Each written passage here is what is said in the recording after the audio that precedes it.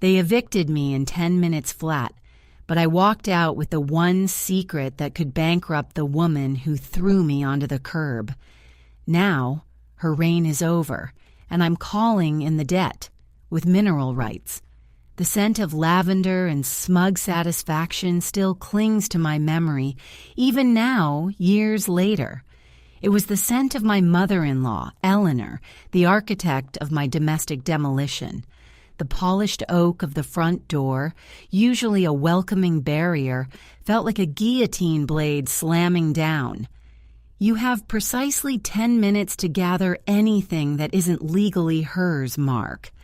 Eleanor's voice was crystalline, sharp enough to cut glass, devoid of any human warmth. She stood framed in the doorway, arms crossed over a silk blouse that cost more than my first car. Behind her, my wife, Sarah, my former wife, as Eleanor seemed so fond of reminding me, stood silently, a monument to passive complicity. 10 minutes. That's all the history of our marriage, the shared dreams, the late-night confessions, the promises whispered under starry skies, was worth to Eleanor. 10 minutes to become a transient in my own life. "This is insane, Eleanor," I managed, my voice a rough parody of control. "This is my home, too. We built this life together." She let out a delicate, derisive sniff. "We built nothing, Mark. You moved into my daughter's inheritance, and that inheritance, along with this house, now requires a more stable steward. Someone who understands the value of legacy, not someone who chases stock market phantoms that inevitably crash." The stock market phantoms. That was the polite way she referred to my attempt to start my own tech firm, the firm that was supposed to secure Sarah's future, the future Eleanor clearly thought I was jeopardizing. I looked at Sarah. Her eyes, usually the clearest blue I'd ever seen, were clouded with a mixture of guilt and relief. Relief that the tension, the friction between her ambitious mother and her slightly struggling husband was finally over. "Sarah, tell her this isn't happening," I pleaded, my heart hammering against my ribs like a trapped bird. She wouldn't meet my gaze. "Mark, please, just take your things. It's better this way. Mom has already spoken to her lawyer." Lawyer, of course. Eleanor didn't do drama. She did litigation. The next 10 minutes were a blur of desperate inventory. My laptop, 2 boxes of books, the cheap, slightly chipped ceramic mug Sarah had bought me at a flea market on our honeymoon, the only thing she didn't lay claim to. Every time I reached for something that felt emotionally significant, Eleanor would glide over, point a perfectly manicured finger, and state, "No, Mark, that was a wedding gift from my sister."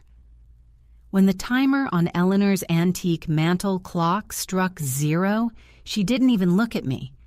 She simply nodded towards the door. "The security code will be changed at midnight. Don't try to return.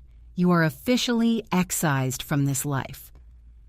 I stumbled out onto the manicured lawn, the cool evening air hitting my face like an ice bath.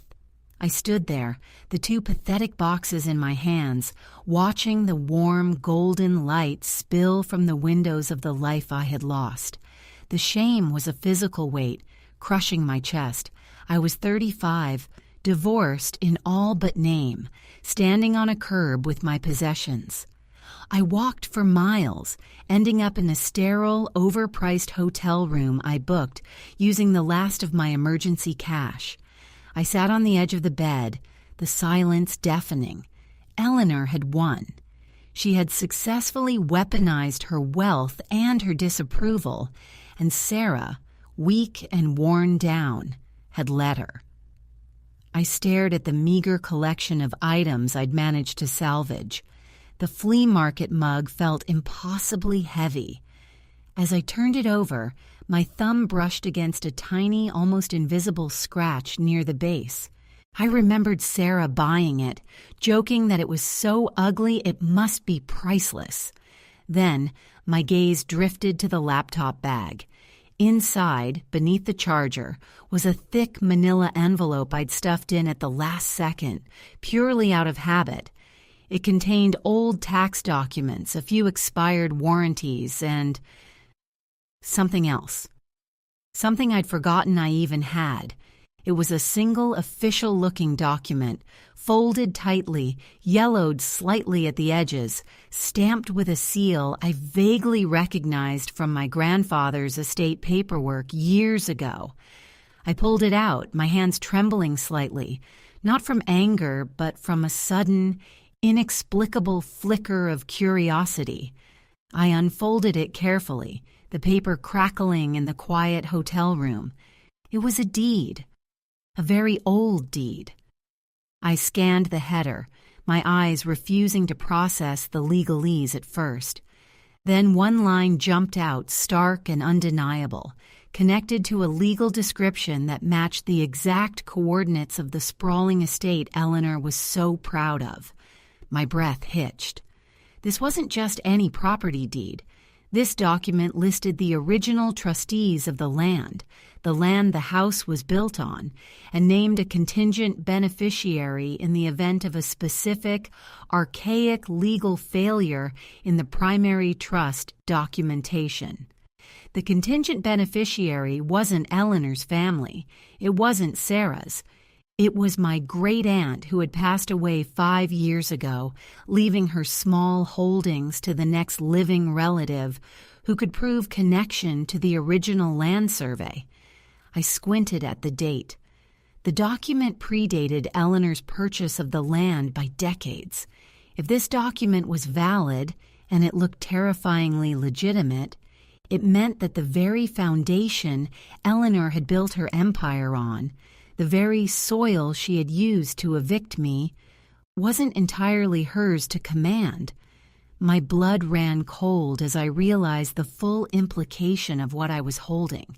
This single sheet of aged paper could potentially invalidate the entire estate structure she lorded over me. I had 10 minutes to pack my belongings, but apparently I had just walked out with the key to her entire kingdom. I looked up at the phone, my mind racing with dizzying possibilities. Should I call a lawyer, or should I go straight to the source? I didn't call anyone. I grabbed my keys, shoved the envelope deep into my jacket pocket, and headed back toward the house, not as a broken husband returning to beg, but as an unexpected claimant. When I reached the imposing wrought iron gates, they were locked, the code having been changed precisely at midnight. I didn't reach for the keypad. Instead, I walked up to the intercom, my hand steady now, and pressed the button, waiting for the inevitable icy voice of the gate security system to answer. When Eleanor herself finally picked up, clearly annoyed at the late-night intrusion, I leaned into the speaker, my voice low and utterly transformed. "Eleanor," I said, my tone polite, almost bored, "tell Sarah I'll be arriving for brunch shortly, and perhaps you should call your attorney. Because I'm not here to discuss divorce settlement. I'm here to discuss mineral rights." The silence on the other end of the intercom was instantaneous and total. It was the kind of silence that swallows sound, the kind that happens when a predator realizes its prey has suddenly grown fangs. I could practically hear the frantic gears turning in Eleanor's calculating mind, trying to place the cryptic threat, mineral rights. It was such an absurd, almost rural concept to apply to the hyper-modern, aggressively manicured estate she inhabited. "Mark, if this is some pathetic attempt at extortion after your dismissal, I will have you arrested for harassment," Eleanor finally hissed, her voice tight, stripped of its usual polished veneer. The facade was cracking. I allowed a slight, humorless smile to touch my lips. Extortion? Hardly. Think of it as an early repayment for emotional damages. Look, I'm not going to stand out here and debate cadastral surveying with you through a cheap speaker. Let me in, or I'll have to walk down to the county records office first thing in the morning and file an injunction based on this charming little document I found. A sharp, involuntary gasp filtered through the speaker. "What document?" she demanded, her composure finally shattered. The insane, vagrant facade had officially vaporized, replaced by pure, naked, corporate fear.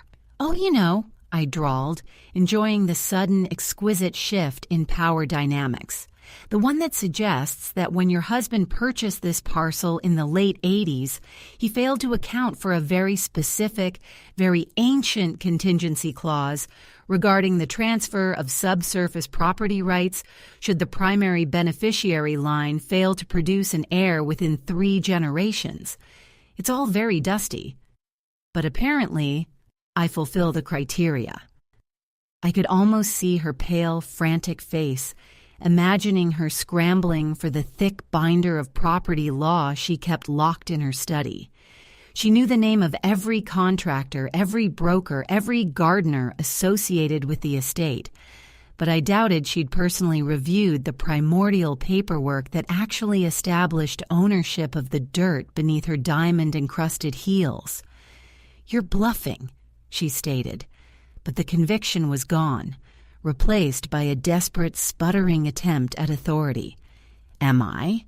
Tell you what, Eleanor, I'm cold. Let me in and we can discuss this over a glass of that 1998 Bordeaux you keep saving for a special occasion.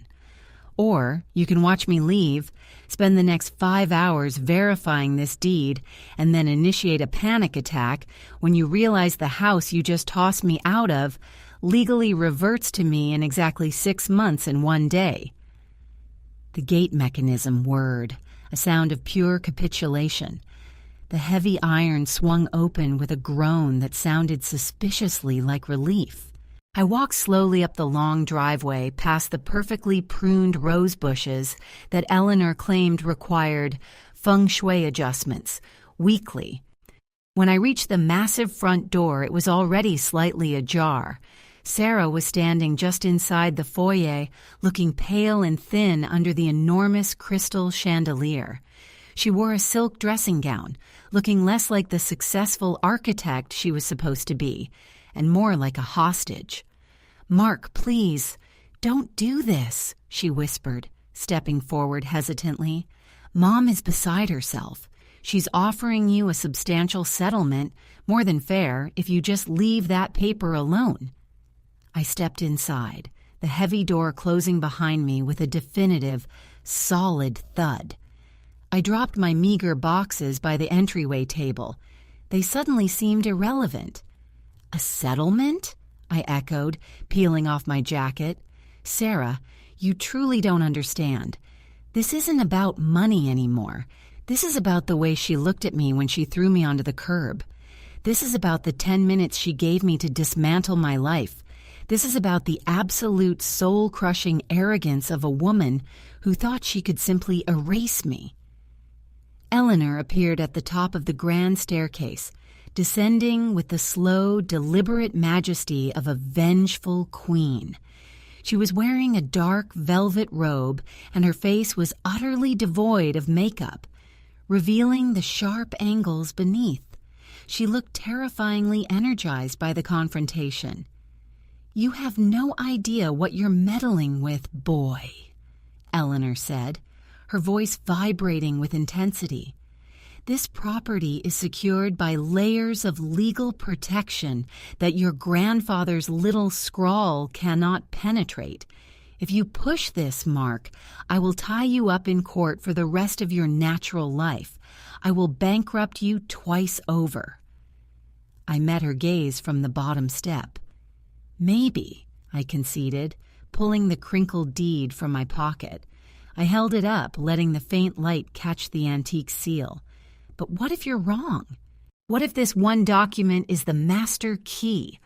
What if, by trying to save this house from me, you've inadvertently handed the keys to a complete stranger?" Eleanor paused midway down the stairs, her foot hovering over the next step. Her eyes, darting between the paper and my face, were alight with sudden, raw panic. "You didn't just find a deed, did you, Mark?" she murmured, the question sounding less like an accusation and more like a dawning horror. "That's not just about the land boundaries. That seal, that's connected to the original charter for the entire development company. If that clause is triggered, it doesn't just affect this house. It affects everything your father-in-law spent his life building." I didn't answer her directly. I walked past Sarah, who looked utterly lost between us, and headed straight for the mahogany desk in Eleanor's study, a desk she never allowed me to touch. I placed the deed down, smoothed it flat, and then reached for the high-powered scanner she used for her international contracts. "I'm not filing an injunction tomorrow, Eleanor," I said, powering up the machine. "I'm doing something much simpler. I'm making copies. And then I'm going to call the one person who always hated seeing your family leverage this particular piece of real estate. The man who lost the initial bid to buy this land back in '88. Eleanor let out a strangled cry and took a clumsy step down, losing her footing slightly on the polished wood. Sarah rushed forward to steady her. "Don't call him Mark, please. That man is a viper. He'll destroy us all," Sarah pleaded, tears finally welling in her eyes. But I was already uploading the scanned document to a secure, encrypted server. The progress bar filled agonizingly slowly. I looked up as the scanner finalized the last page, the machine emitting a definitive beep. I pulled the physical document back, holding it tight. "It's too late for pleading, Sarah," I said, my voice regaining the edge of exhaustion and betrayal. "But I do have one final question for you before I make this call that will bring the viper to your door. When you said you needed space from me, was that your idea? Or was it the opening move in your mother's plan to get me out of the way before I could find this?" Sarah just stared at me, her expression twisting between sorrow and terror.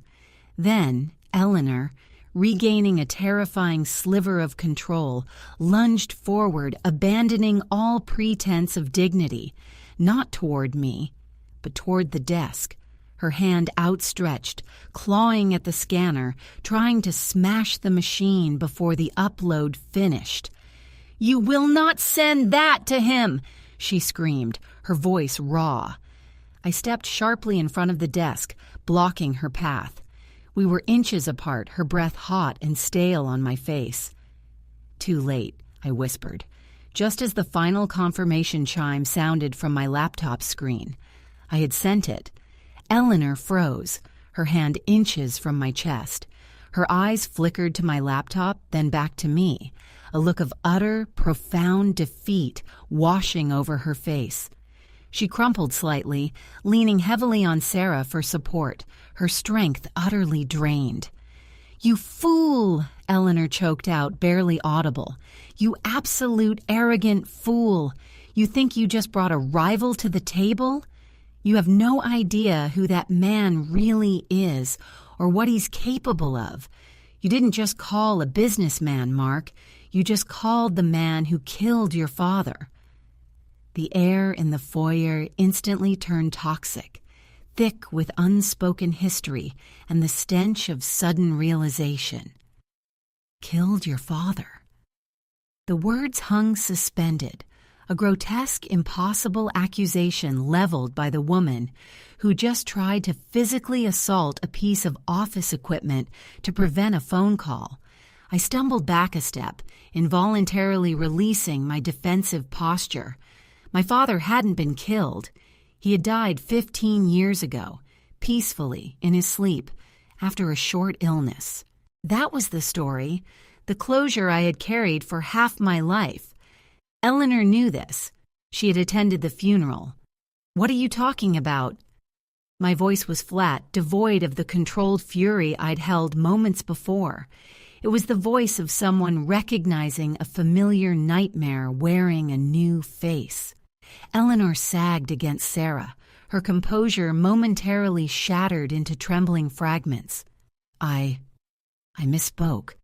I meant he would ruin you, destroy you financially. He has a reputation for crushing his enemies. But the damage was done. Sarah looked at her mother with sharp suspicion, confusion warring with the deep-seated need to protect her. "Mom, what did you just say? Dad died of a heart attack." Eleanor shot a venomous look at me, a silent warning. Shut up or suffer, I ignored her. I looked at Sarah, seeing the doubt bloom in her eyes. This wasn't just about the house anymore. This was about the bedrock of my entire past. "He knows the man I called Sarah," I stated, my gaze locked onto Eleanor's panicked expression. "He knows the man I just sent the deed to, and he knows the real story behind my father's heart attack." The laptop chimed again, an email notification. It was from the recipient, a single-word reply to my attachment. Confirmed. I leaned against the marble column, feeling suddenly very cold despite the warmth of the house. "Eleanor, you spent years ensuring I never got close to the financial dealings of your family. You ridiculed my attempts at starting my own business, claiming I lacked the necessary ruthlessness. But all that time, you were terrified that I might stumble upon the one thing you were desperately trying to keep buried alongside your husband's first marriage." Eleanor let out a low, guttural moan and slid down the banister, sinking onto the bottom step, looking ancient and small. Sarah rushed to her side, but her eyes kept flicking back to me, searching for an answer to the terrifying implication hanging in the air. "The development company," I continued, speaking slowly, deliberately, letting the narrative I had constructed in my mind over the last 5 minutes take shape. "It wasn't just your husband who founded it, was it? He had a partner, a very enthusiastic, very ambitious partner who didn't want out when your father-in-law decided to pull back and focus on the real estate side, a partner who was forced out in the restructuring of the original trust, the one detailed in the deed I just sent." I pointed to the faint, almost invisible signature on the bottom of the deed, separate from the main text.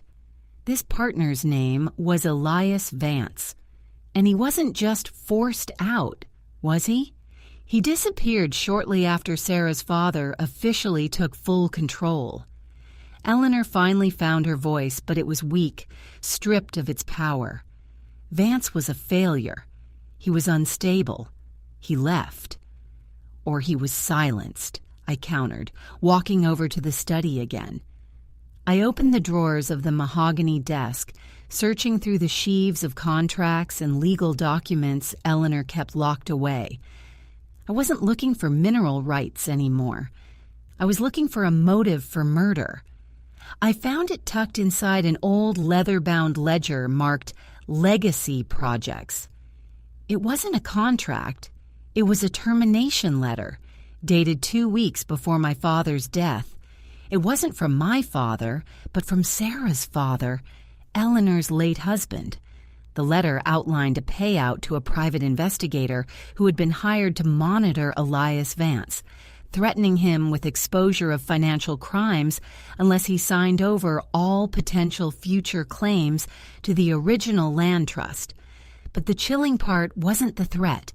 It was the handwritten note scrawled across the top in Eleanor's distinctive, looping script. "Handle this quietly. We can't let Mark's father connect us to Vance's disappearance. If he connects it, he connects us to the cover-up of the original fraud." My father hadn't been covering up fraud. He had been investigating it, likely trying to do the right thing, trying to protect his family from Eleanor's, or her husband's, darker dealings. And when he got too close, Eleanor ensured he couldn't talk anymore. I looked at Sarah, who was now staring at the letter in my hand, her face draining of all color as she realized the implication. Her father wasn't just an ambitious businessman, he was a criminal, and her mother was his accomplice in silencing the one person who could have exposed it all. "He didn't die of a heart attack, Sarah," I said, my voice cracking with the weight of 15 years of false grief. "He found out they were covering up massive fraud linked to Elias Vance. He was going to the police, and Eleanor made sure he never made that call." Sarah looked up at her mother, her blue eyes now cold, hard chips of ice. "Mom?" Eleanor didn't answer. She simply looked past Sarah, her gaze fixed on me with lethal focus. She straightened up, all traces of weakness gone, replaced by the predator I first met years ago. "You have no idea what you've unleashed, Mark," Eleanor breathed, slowly reaching into the pocket of her velvet robe. "You think Elias Vance is dangerous? You think your dead father's ghost is scary? You haven't even met the real monster yet. The man you called the Viper, he wasn't just Vance's business rival. He was Vance's handler, and he doesn't just want this property back. He wants the blood of everyone involved in covering up his missing asset." As Eleanor pulled her hand from her pocket, I saw not a gun, but a heavy, antique silver letter opener. The kind that looked beautiful but could easily sever an artery. She took a step toward me, her movement fluid and deadly, and then the front door exploded inward with a deafening, splintering crash as a massive, uniformed man stood silhouetted in the wreckage of the doorframe, a cold, predatory smile stretching his face. "Did someone mention Elias Vance?" the newcomer boomed, his eyes locking instantly onto the deed I still clutched in my hand. The sudden, violent entry of the stranger ripped through the tense tableau in the foyer, instantly changing the axis of danger. Where Eleanor had been the calculating chess master, this man was a battering ram, a force of blunt, undeniable violence. He filled the doorway, a mountain of muscle clad in a dark, impeccably tailored suit that barely contained him, radiating menace like heat from an open furnace. The man's eyes, however, were the most striking feature, flat, obsidian, and utterly devoid of remorse. They ignored Eleanor, whose silver letter opener clattered uselessly onto the marble floor, and fixed solely on me, the keeper of the document.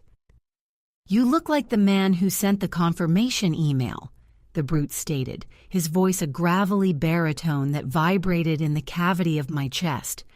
"Mr. Vance sends his compliments on your timing. He finds your administrative efficiency admirable." Sarah let out a small, strangled cry and instinctively retreated fully behind her mother, who was now staring at the intruder with a look of profound, paralyzing terror. This wasn't a lawyer. This was the enforcement arm of a past Eleanor had tried to bury with my father. "Who are you?" I demanded, backing away slightly, placing the desk between myself and the immediate threat, though I knew a desk was paper-thin defense against this caliber of brute. "Name's irrelevant," the man chuckled, taking a slow, deliberate step inside, his heavy shoes crunching the splintered wood of the doorway.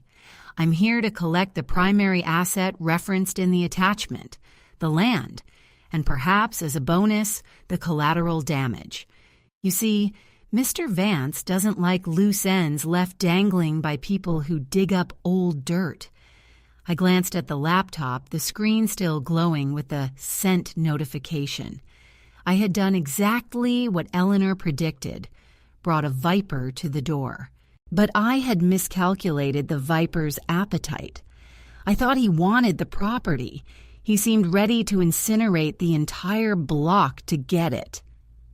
"The land belongs to the estate," Eleanor managed to rasp out from behind Sarah, finding a sliver of her old aggression.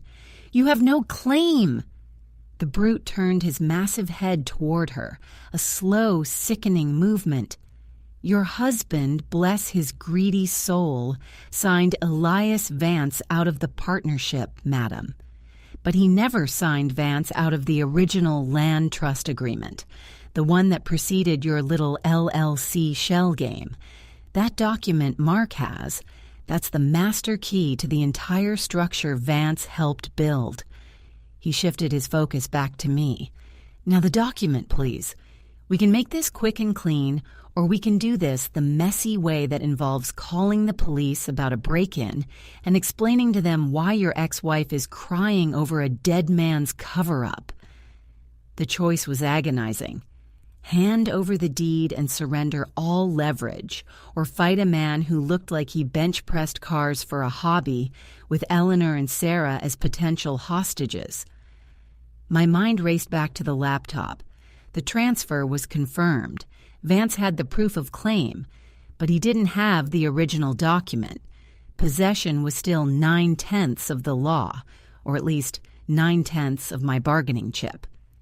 The document stays with me until I see proof that Elias Vance intends to settle this amicably, I asserted, gripping the aged paper tightly enough to crease it further. I don't trust a man who sends his muscle to collect paperwork. The brute let out a harsh, barking laugh. Trust? Trust is for suckers, kid. We deal in coercion. He took another step, closing the distance. I was trapped between the desk and the collapsing doorway. Sarah let out a whimpering sound of sheer terror. "Mark, give it to him," she shrieked, her voice cracking with desperation. "Please, don't make this worse." It was a moment of ultimate betrayal, the final severing of any hope for reconciliation. She wasn't siding with me against the violence. She was begging me to submit to it to save her skin and perhaps her mother's fragile stability. "You want it?" I yelled, adrenaline surging so fiercely I felt lightheaded. I looked down at the deed, the document that had dragged me out of obscurity and straight into mortal peril. I couldn't let him have it, not yet. With a desperate surge, I spun away from the desk and bolted toward the side hallway leading to the kitchen, the direction where I knew a seldom-used service exit existed. The brute moved with terrifying speed. Before I'd taken 3 steps, a massive hand shot out, grabbing the back of my collar like I was a rag doll. I felt the tearing of fabric as I was yanked backward with incredible force, slamming painfully against the marble floor. The deed flew from my grasp, skittering across the polished surface toward the shattered entryway. I gasped, struggling for breath, tasting blood already pooling in my mouth from the impact. I looked up just in time to see the brute loom over me, reaching for the document. "Wrong move, son," he growled, his shadow eclipsing me completely. But as his fingers brushed the edge of the paper, Sarah screamed, not a scream of fear, but of absolute incandescent rage. In a sudden shocking display of primal defense, she snatched up the silver letter opener Eleanor had dropped. With a guttural yell that sounded nothing like the quiet, compliant wife I knew, Sarah lunged, not toward the brute, but toward her own mother, driving the ornate sharp point deep into Eleanor's shoulder. Eleanor let out a shriek of blinding pain, collapsing against the wall. The brute stopped dead, his hand hovering inches above the deed, his obsidian eyes widening in stunned surprise at the sheer, unexpected brutality of Sarah's attack. "Stay away from him!" Sarah screamed at the henchman, tears streaming down her face, her stance utterly feral. "You touch Mark again, and I'll kill you next!" The brute slowly straightened up, a slow, terrible smile spreading across his face as he surveyed the chaos, the shattered doorway, the bleeding mother, the terrified ex-husband, and the enraged wife holding a murder weapon. "Well," the brute drawled, finally reaching down and snatching the deed from the floor. He held the paper up, admiring the ancient seal. He then turned his gaze back to Sarah, his smile never wavering. "Looks like I'm taking the document, the husband for questioning, and now a very interesting bonus client. You've just declared war on Mr. Vance, sweetheart, and that means you're coming with me." The brute, Vance's collector, didn't even bother to look at Eleanor writhing on the marble floor, clutching her shoulder. His focus, terrifyingly precise, was now entirely on Sarah. He had the deed, the leverage, and now a second potential victim to leverage against me. "Don't be stupid, Sarah," I warned, scrambling to my feet, ignoring the throbbing pain in my ribs. "He won't hesitate." Sarah didn't look at me. Her eyes were locked on the collector, the silver letter opener dripping onto the expensive rug. "Go to hell," she spat, but the adrenaline was clearly beginning to fade, replaced by shock at what she'd actually done. The brute chuckled, folding the ancient deed neatly and tucking it into his breast pocket. "See? Arrogance. Always the downfall." He took a heavy step toward her. This was the moment. I had lost the paper, lost my advantage, and Sarah had just committed an act of violence that would put her in handcuffs if the police ever arrived. I was utterly outmatched, but the sight of her standing there, defending me after years of emotional withdrawal, reignited something fierce inside me. "No," I said, my voice regaining its clarity, cutting through the chaos. I had lost the battle for possession, but I hadn't lost the war for knowledge. I looked directly at the collector. "You think that deed is the end of it? You think Vance is the only one with leverage?" The collector paused, one eyebrow arching in genuine curiosity. He seemed to enjoy this slow burn collapse. "Enlighten me, ex-husband." "You're looking at the contingent beneficiary clause," I stated, breathing hard. "The document that grants Vance control because of the failure of the primary trust line. But you missed the fine print on the back of that deed, didn't you? The part that stipulates the immediate forfeiture of all mineral rights and the associated drilling leases if the property is subjected to any felony committed on the grounds by a direct relative of the primary beneficiary within 24 hours of the claim." I had spent the last 5 minutes, the eternity between the initial crash and the collector's arrival, scrambling through the desk drawers, not just for the termination letter, but for any document that contradicted the deed. I had found the original property covenant, tucked inside an old cigar box. Eleanor's husband placed that clause there as a joke, a spiteful middle finger to his in-laws, I continued, watching the collector's features tighten as he realized he'd walked into a booby trap. It was never activated because nobody in that family ever committed a crime worth mentioning until tonight, until your arrival catalyzed Sarah to stab her mother. The collector's face went from predatory amusement to cold fury.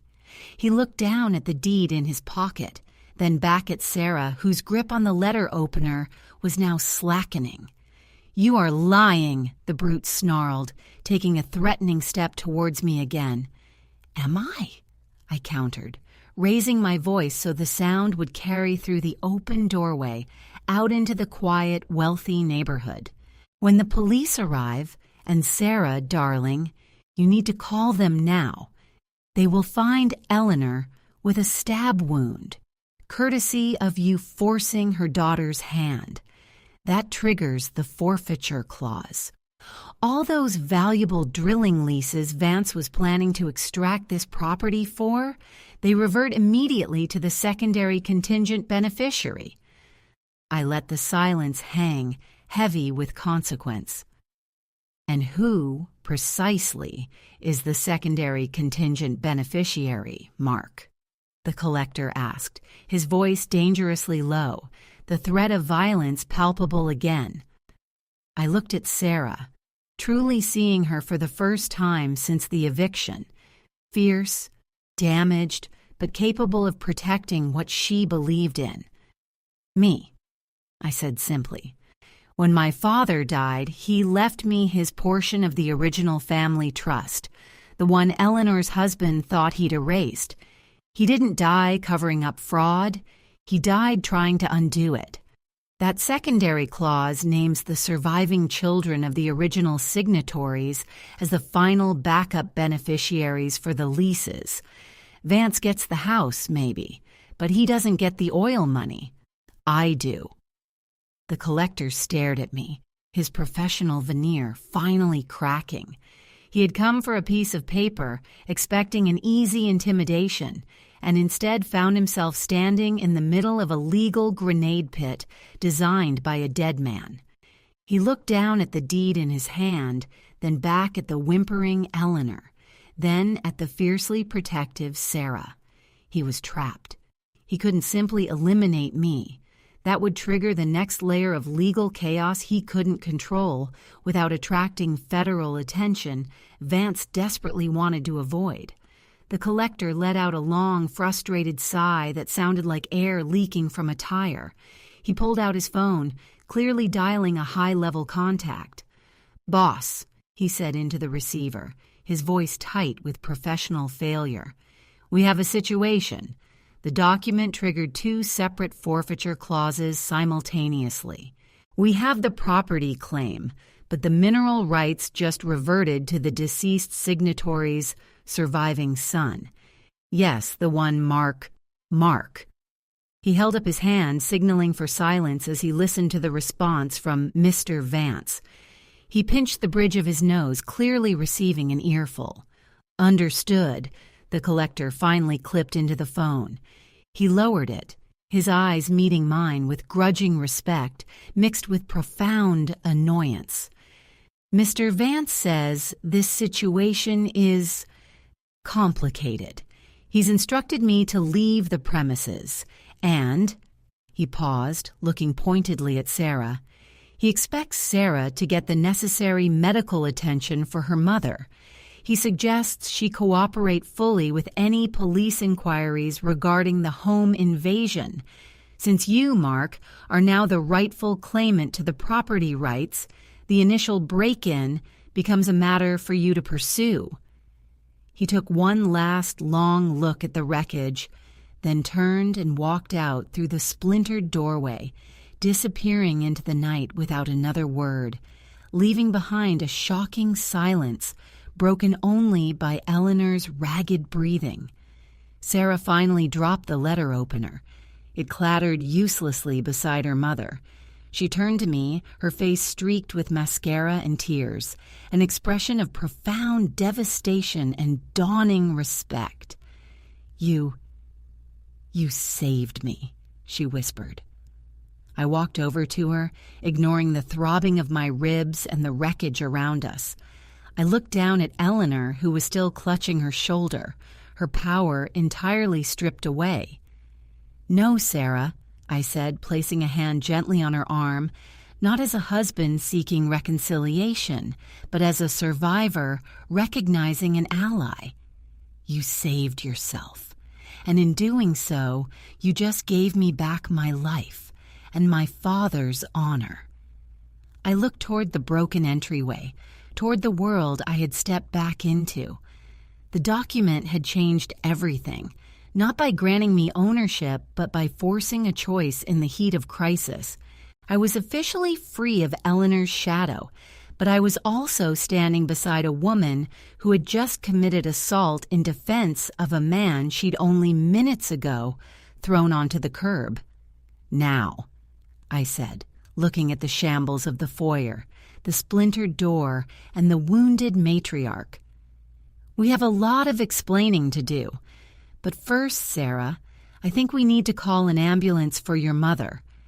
And then, I concluded, feeling the strange, exhilarating freedom of a man who had truly lost everything and gained only the truth, "we call my lawyer, because as the new owner of the subsurface rights, I think I'm going to start drilling right under Eleanor's favorite rose garden.